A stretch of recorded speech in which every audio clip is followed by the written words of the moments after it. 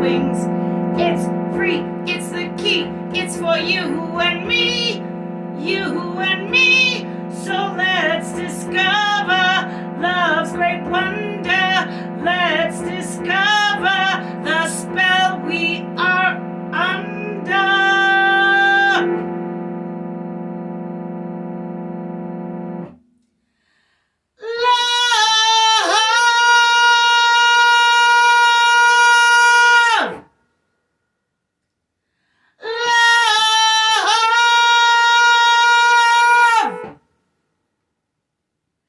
With Mililli, love. Hello. I'm Merlin, Mililli.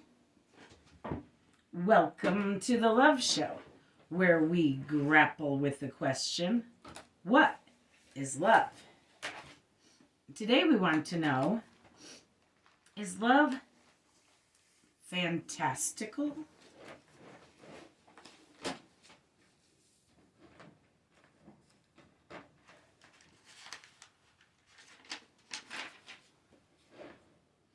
What is fantastical anyway? Is it fantastic? Is it like fantasy?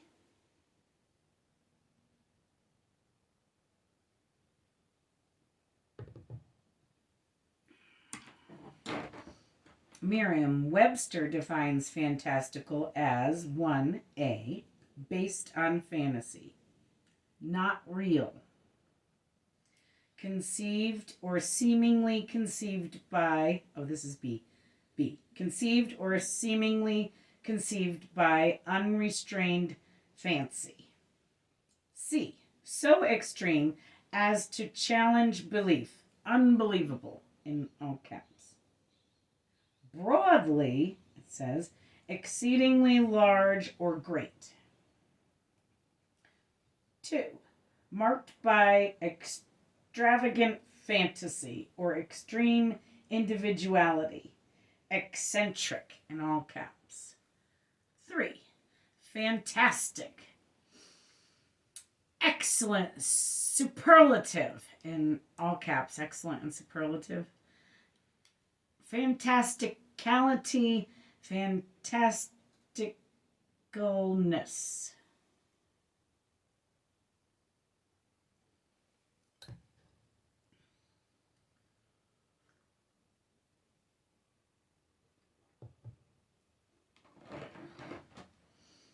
Well, we know that love is not based on fantasy.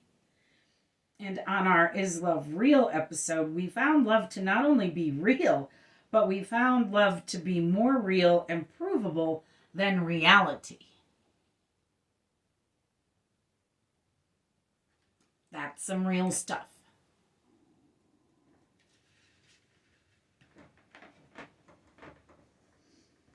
Sometimes it seems as if love was seemingly conceived by unrestrained fancy.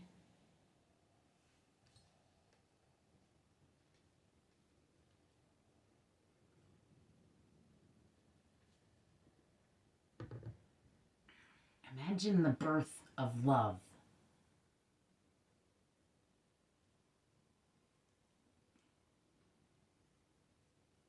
There was probably some unrestrained fancy going on that day. When love was born? When was love born?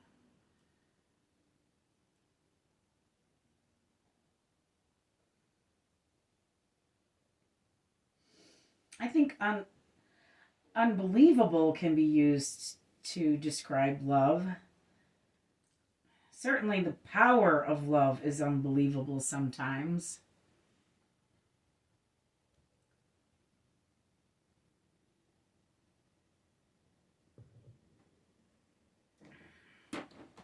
Merriam-Webster then says broadly, exceedingly large or great. I find love to be exceedingly large and great. And on our Is Love Growing episode, we proved that love is always growing. So it's always becoming exceedingly larger and more great.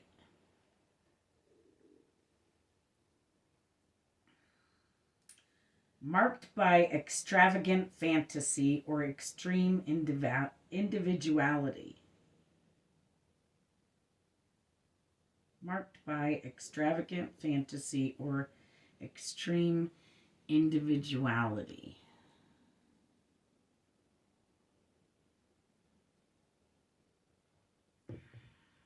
I don't think that either of those things fits love.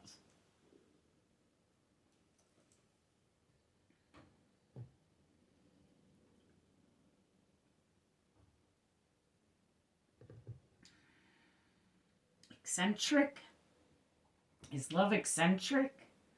I've been called eccentric, but love, in all caps, no less, eccentric. Describing fantastical. Eccentric, in all caps, no less. Another love show, perhaps. Is love eccentric?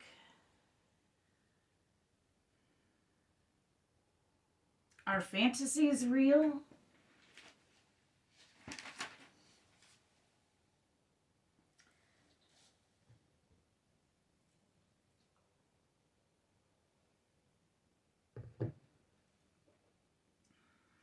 Some say they are in another dimension. Does that make it real? What makes a thing real?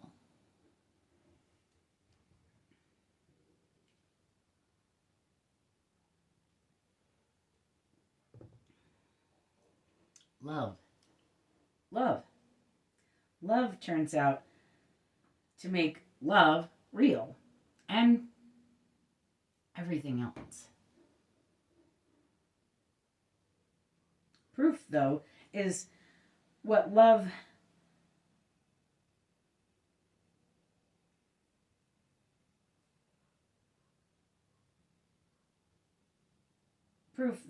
is what makes a thing real, right?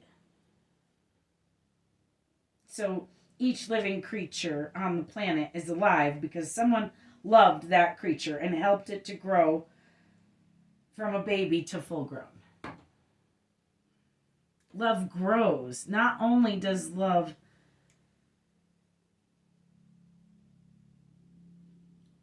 for each other seem to grow, but love literally grows babies. Babies deprived of love lose growth.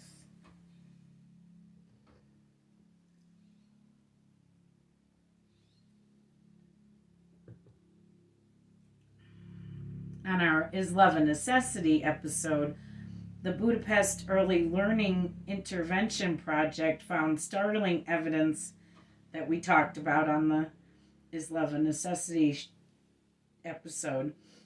The Budapest Early Learning Intervention Project found startling evidence that when infants and children are starved of love and attention, a child loses an average of 1 month of growth for every 3 months in an institution. Children, babies, losing growth because they haven't been loved.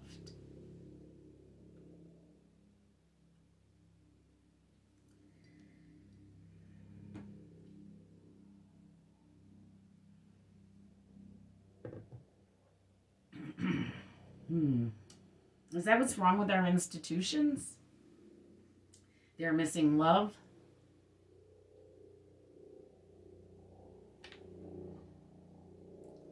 The study I cited was done on children in orphanages.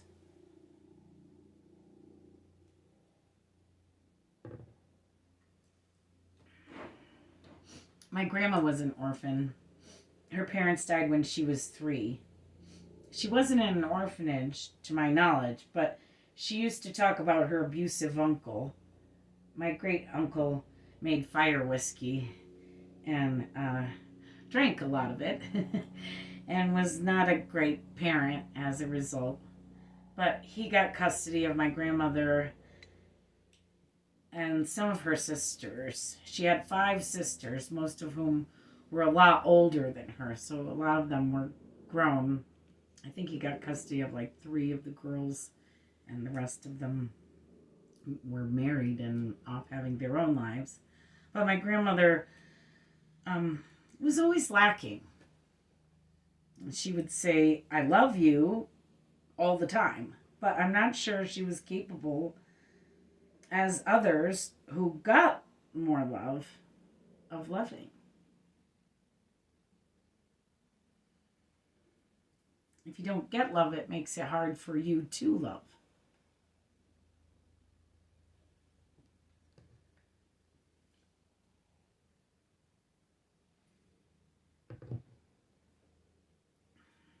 My other grandmother, for instance, was raised by a very loving mother, but for some reason, she almost never said, "I love you."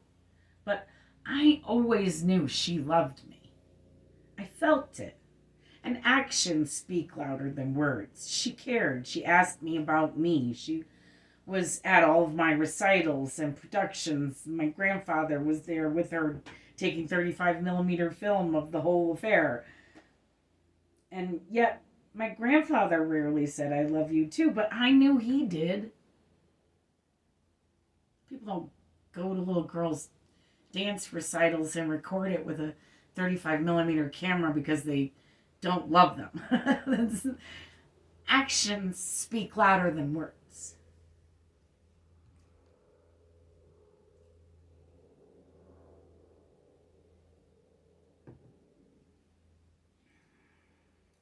My dad was raised by my grandma, though, and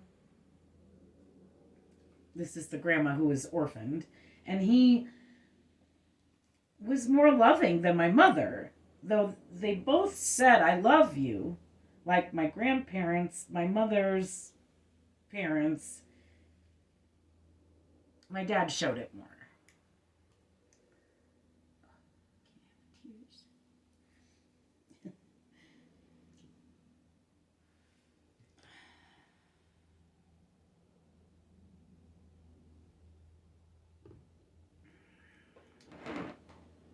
Wow, this whole question is like a dragon chasing its tail. I found an article at Psych Alive entitled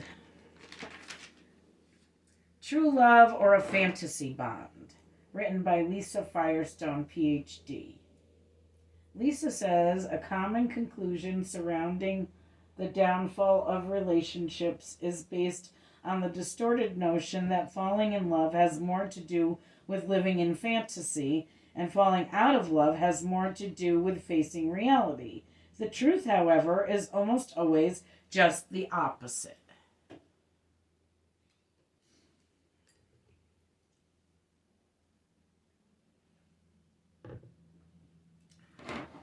Lisa goes on to say that, and I quote, "When we start to use a relationship to serve an inner purpose rather than to get to know someone and appreciate what that person adds to our life, we run the risk of forming a fantasy bond." She adds, "By resisting the lures of a fantasy bond, we can even be among the few who elude the fairy tale, yet manage to find true and lasting love."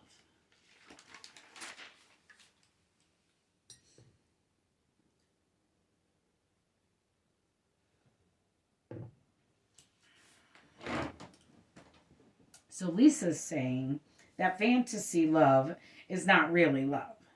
It's like that perfect pedestal that people put others on, upon which that person sits doing absolutely no wrong ever. Have you observed these pedestals? Of course, no one is perfect.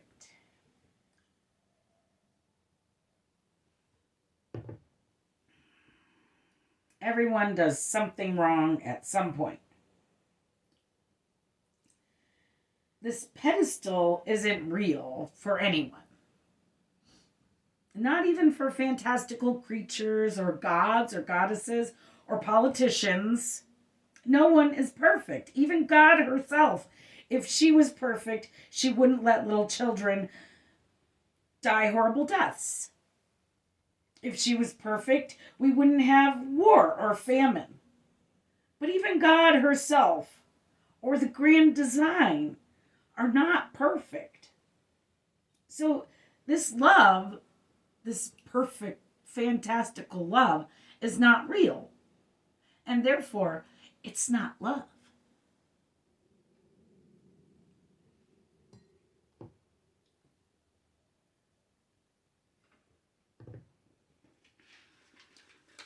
Now, loving someone for their imperfections, now that is love. It is forgiveness, understanding, kindness, the path to peace. And we have proved on multiple love shows that love is forgiveness. Love is understanding, love is kindness, and the path to peace, and even compassion. Love is all of these things. And you need all of those things to look past someone's imperfections and still love them. Here at the Love Show, we have found a few things to actually not be love.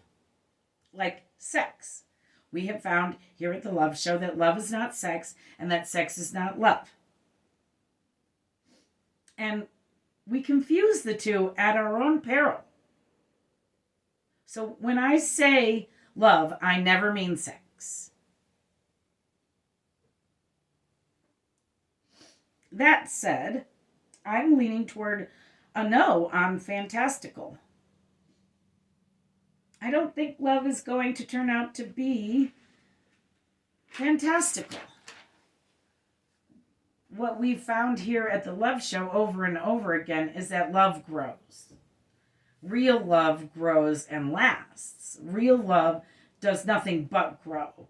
If it's not growing and dynamic and changing all the time and nearly eating you alive like a big dog, it's not love.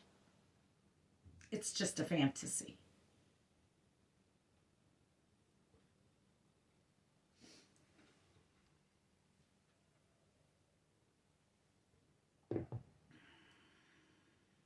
Geraldine Pyrkowski, PhD at Psychology Today, says that sometimes a fantasy can grow into love. In her 2021 article entitled Romantic Love is Just a Fantasy at First. Love is the lasting factor. According to many studies, again and again, love proves the one essential element for a lasting relationship with anyone. Not just romantic relationships, which clearly are not all love. So, love is real, not fantastical.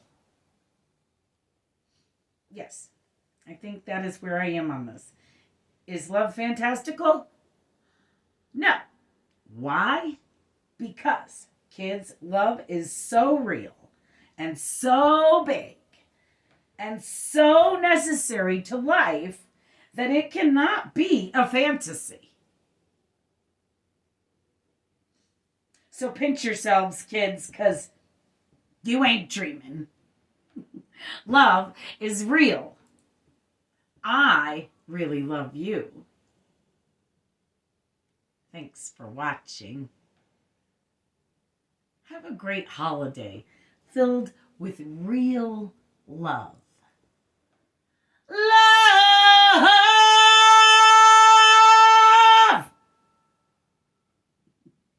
It's real.